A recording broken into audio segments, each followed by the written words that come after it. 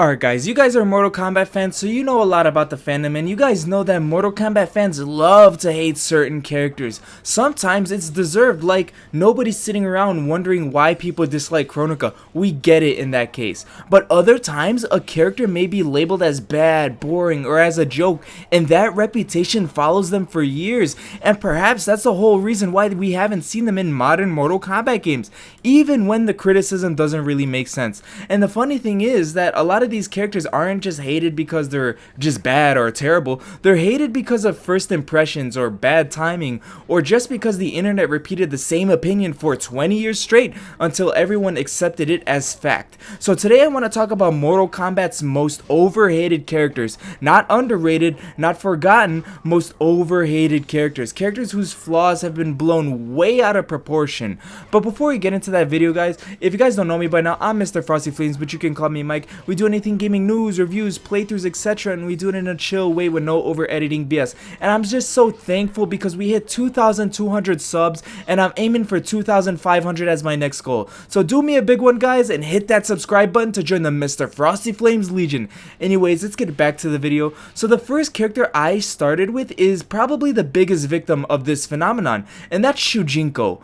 Now, whenever people talk about Shujinko, they usually bring up one thing. Okay, he's an idiot. Yes, okay, he got manipulated by Damashi in the story. Congratulations. So did basically everybody else.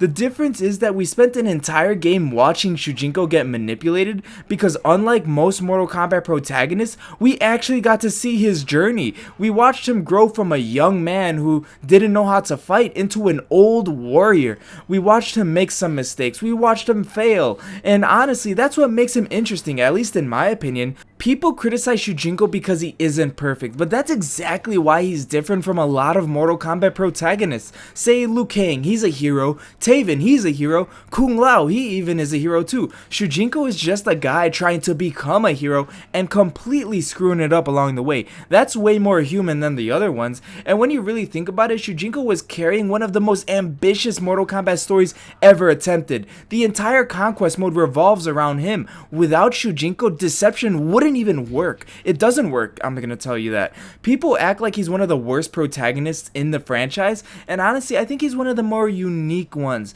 Obviously, another reason why people hated him too was that when you're playing as him, like a 1v1 fight, his moveset is just like a mashup of everyone else's moves. I swear, he has like a Liu Kang bicycle kick, he has like a ice ball, he has a scorpion spear, he probably has some other ones that I don't even know of, right? He's just a mixture of everybody combined into one character, but there's a reason for that, and I feel like it's a more unique character in the game. I'm sure there are other fighting games that have characters like Shujinko in it, where they just have a mashup of a bunch of other characters' moves, so, you know, Mortal Kombat isn't too far-fetched. But really, him as being like a hated protagonist, he's the worst protagonist in MK, I think it's just overdone. And the second character I chose is actually Rai Cho. Now, poor Rai Cho. This guy has spent 2 decades being judged almost entirely by fart jokes. And yes, you know, those fart jokes are stupid, the vomit attacks are stupid, nobody's arguing otherwise, but here's the problem.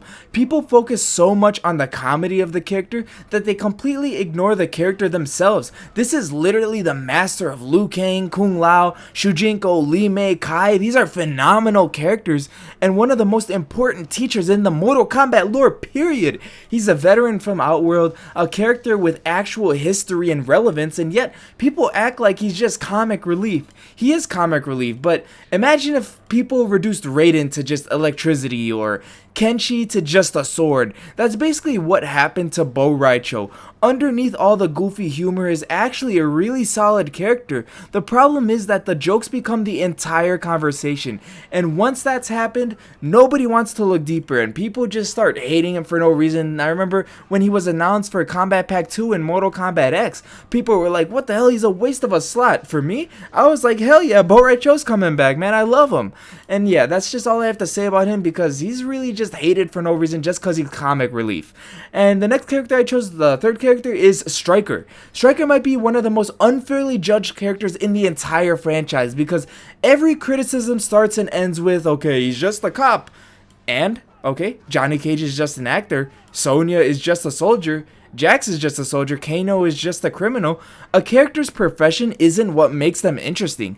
The appeal of Stryker was that he was just a normal guy, he was just a normal cop, surviving impossible situations. You know, everybody in Mortal Kombat has the magic, has the superpowers, has the ancient bloodlines. Stryker is basically just a dude trying not to die. That's actually a unique angle. The problem is that Mortal Kombat never fully committed to exploring it. Instead, people wrote him off immediately, and honestly, I think if Stryker debuted today with a better writing, people would actually appreciate him way more.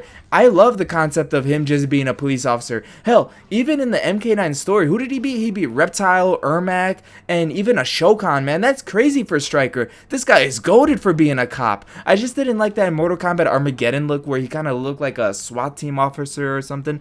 I didn't like it. But people really didn't like this character as a whole, and I think that's unjustified and completely overhated. And now that I got that out, I want to go to the fourth character, which is one that hits close to home because I love this character. I loved playing him in Mortal Kombat Deadly Alliance, and I loved using him as a cameo in Mortal Kombat 1. In fact, I was so surprised when he was a cameo in Mortal Kombat 1, and that's Mavado. Mavado is one of the strangest cases on this list because I think people dislike him for what he represents more than who he actually is. Because when people think of Mavado, at least when they think of the 3D era Mavado, they think of Discount Cabal or something like that, and that's basically where the conversation ends. But Mavado actually has some cool ideas. In matter of fact, he has some unique ideas. He's the leader of the Red Dragon clan. He has like this acrobatic fighting style that utilizes like hooks that let him move around the battlefield. He has connections to larger criminal organizations, and that's already unique. The problem is that he debuted during an era where Mortal Kombat introduced a lot of characters at once, a lot of new characters. Some got attention and some didn't, and I feel like Mavado just ended up getting lost in the shuffle, and because of that, people remember the comparisons instead of the actual character. They remember, okay, this guy was supposed to replace Cabal, and because of that, we don't like him because, you know, we love Cabal. He's a classic character, he's OG, and he's just cool. He's Cabal, and Mavado was supposed to replace him, so fuck Mavado, right? Mavado, Mavado, Mavado. I hate that guy. That's what people thought, right? And I just think it's unjustified because when you look at his character, he's very unique. He's something special, and even his moves are unique. Mortal Kombat just didn't really give him a lot of moves when you actually played as him.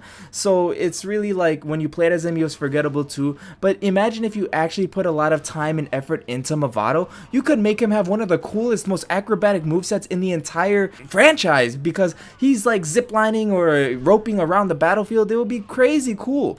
And then it leads into the next one too, which is another Deadly Alliance character, and this one's actually gonna surprise a lot of people, and that's Hsu Hao. Okay, let's talk about the elephant in the room, okay? Hsu Hao, did you guys think I was going to talk about him or not? Let me know in the comments down below. Even the developers hate Hsu Hao. At this point, hating Hsu Hao has become a Mortal Kombat tradition. Even in that Aaron Black intro where he throws Hsu Hao's head on the floor, you could tell the devs hate him. And honestly, some of it is understandable. The design wasn't amazing. In Mr. G-Star321's words, he looks like a Chinese police officer that's shirtless, right? It doesn't look good. The personality wasn't cool too. I can't remember a single thing about him. The first impression wasn't amazing. But here's my issue. People talk about Hsu Hao like he is the worst character ever created in all of media, blah, blah, blah, blah, blah. And he's really not. He's just mediocre, and that's a huge difference. Being boring isn't the same as being terrible. The Black Dragon needed more members. The Red Dragon conflict needed more development. There were ideas there. The execution just wasn't strong enough. If Hsu Hao had been redesigned and expanded the same way maybe Kenshi or Havoc were, I genuinely think opinions would be very different, and that's all I have to say with Hsu Hao because there isn't really much about him, but I just think he is a single redesign away from achieving at least not bad, maybe not greatness, but maybe higher than mediocre level. And the sixth character that I chose is actually Ashrah. I think she's one of the weirdest examples because in the 3D era, people dismissed her as a female Raiden or a female Kung Lao or just like a mixture of both. And to be honest, I never understood that criticism. Yes, okay, she wears white, yes, she has a hat, and that's pretty much where the similarities end, maybe a little bit in the moveset too, but Ashrah as a character is a demon trying to purify her soul. That's a fantastic concept already. She's not just trying to save the realm, she's trying to save herself. That immediately makes her different than most of the roster, and the more her story developed, the more obvious it became that she had her own identity. The problem is that people got stuck on surface level comparisons and never moved beyond them, and I love how in MK1 she was brought back and actually given the respect she deserves. Now the last character I chose is actually Mr. Kotal Kahn. Kotal Kahn might be the most controversial character on this list, other than maybe Hsu Hao, because he's simultaneously one of Mortal Kombat's most popular new characters and one of the biggest punching bags of the entire series. The criticism usually goes something like this, okay? They say this: Kotal sucks ass because he always loses. And that's what they say, and to be honest, okay, that's fair. The writers did him absolutely no favors. Even in MK11's aftermath, he gets absolutely disrespected. But here's what gets overlooked. The actual character is fantastic. He's honorable, he's ruthless, he's flawed. He's sort of trying to hold together an empire that constantly wants to tear itself apart. He's one of the few rulers in Mortal Kombat who just genuinely feels like a ruler. The problem isn't Kotal. The problem is that the story keeps treating him like a stepping stone. People blame the character for the writing, and those aren't the same thing. You gotta blame the writers for the character. I swear, this guy is one rewrite away from becoming greatness.